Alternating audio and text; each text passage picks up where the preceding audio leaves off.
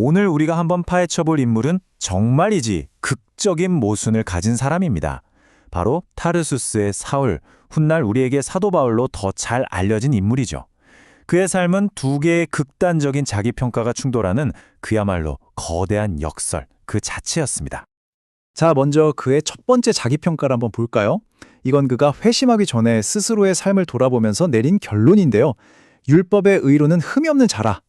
와, 종교적으로나 도덕적으로나 내 삶은 완벽했다. 이 정도면 정말 대단한 자신감이죠.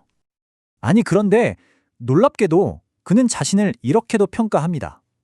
죄인 중에 내가 괴순이라. 세상의 모든 죄인들 가운데에서 내가 바로 우두머리다, 최고봉이다 이런 뜻이거든요. 방금 전 그 완벽하다는 고백과는 완전히 정말 180도 다른 이야기입니다. 바로 이 지점에서 거대한 물음표가 생기는 거죠. 아니 도대체 어떻게 한 사람이 스스로를 흠없는 자라고 말하면서 동시에 죄인의 괴수라고 칭할 수 있을까요? 이 놀라운 역설의 해답을 지금부터 함께 찾아가 보겠습니다. 자, 이 역설을 풀기 위해서 먼저 그의 흠없는 측면부터 한번 들여다보죠.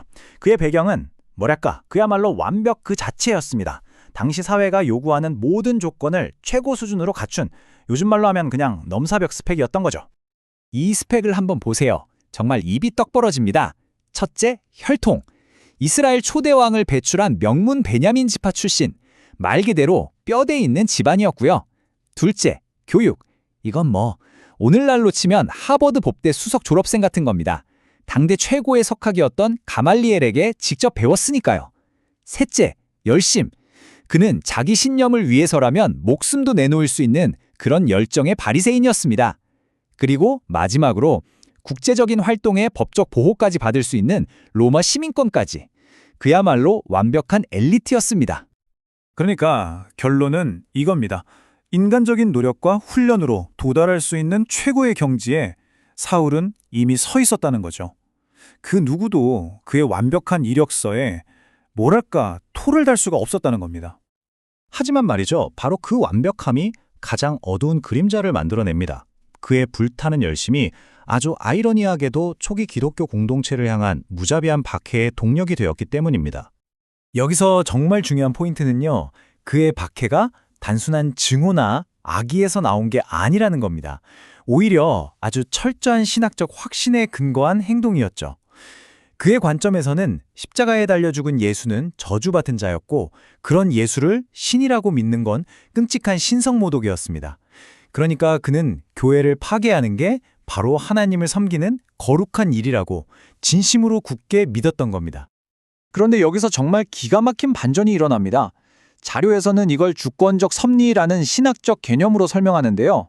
쉽게 말해 인간의 계획을 뛰어넘는 신의 더 큰 그림이 있었다는 거죠. 사울의 목표는 분명 교회를 뿌리 뽑는 거였습니다. 하지만 결과는 어땠을까요? 완전히 정반대였죠. 그의 박해 때문에 뿔뿔이 흩어진 신자들이 오히려 유대와 사마리아 전역으로 복음을 확산시키는 마치 민들레 호씨 같은 역할을 하게 된 겁니다. 자, 이제 이야기의 클라이맥스입니다. 그의 인생을 그냥 180도, 완전히 송두리째 바꿔버린 극적인 전환점이죠. 바로 다메섹으로 가는 길에서 일어난 사건인데요. 이건 정말 그 누구도 예상치 못한 하늘에서 뚝 떨어진 것 같은 방식이었습니다. 이 점이 정말 중요합니다. 사울이 고민이 많아서 진리를 찾아서 헤매던 게 아니었다는 겁니다. 오히려 그 반대였죠.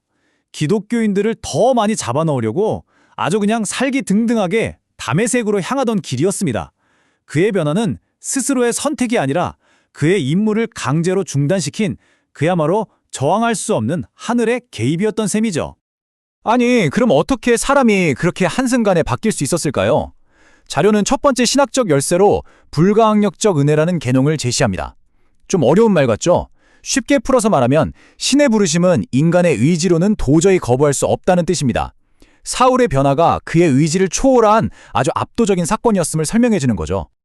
그리고 두 번째 열쇠는 전적 타락이라는 개념입니다. 이것도 오해하시면 안 되는 게 인간이 본성적으로 엄청나게 사악하다 이런 뜻이라기보다는요. 죄 때문에 인간의 모든 부분, 심지어 우리가 선하다고 여기는 그 열심마저도 방향이 뒤틀려서 오히려 하나님을 대적하는 쪽으로 향할 수 있다는 의미입니다.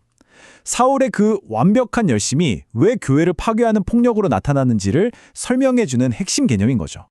이 엄청난 사건을 겪으면서 사울의 세상은 말 그대로 천지가 개벽한 겁니다.